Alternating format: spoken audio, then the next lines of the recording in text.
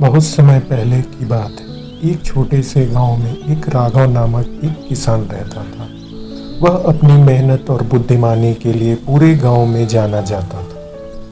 हर दिन वह अपने खेतों में काम करता, फसल उगाता और अपने जानवरों की देखभाल करता। गांव वाले उसकी अच्छाई और समझदारी की बहुत इज्जत और करते थे।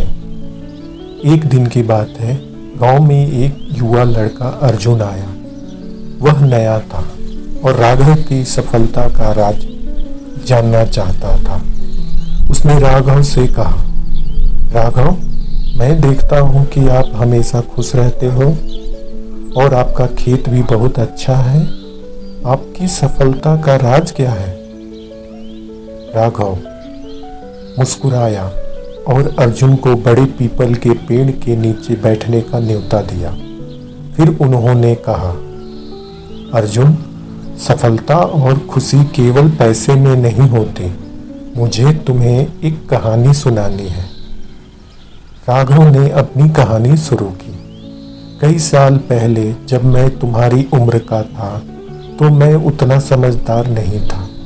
मैं सिर्फ पैसे कमाने में लगा रहता था और जीवन की सादगी को नजरअंदाज कर देता था। मैं दिन रात काम करता, लेकिन फिर भी मन में खालीपन महसूस होता। एक दिन एक बूढ़ी महिला मेरे पास आई और उसने मुझे अपने बच्चों के लिए खाना और पानी देने की मदद मांगी।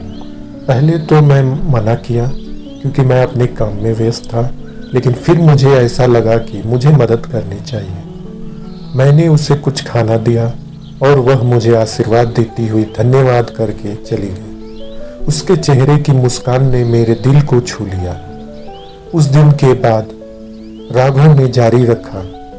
मुझे यह समझ में आया कि असली सफलता केवल पैसे में नहीं होती, बल्कि दूसरों की मदद करने, जो तुम्हारे पास है उसे साझा करने और दयालु होने में होती है।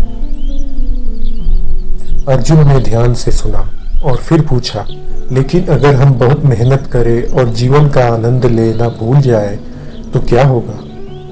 राघव ने सिर हिलाया और जवाब दिया, यह अच्छा सवाल है अर्जुन।